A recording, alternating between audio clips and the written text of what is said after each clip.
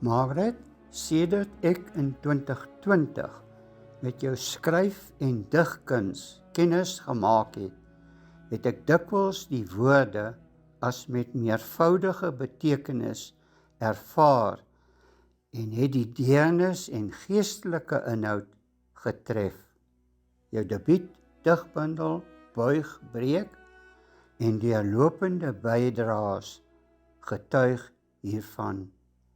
Mag hierdie toekenning jou aanspoor tot steeds dieper delf in bronmateriaal en die wyeer aanwending van jou skryftalente.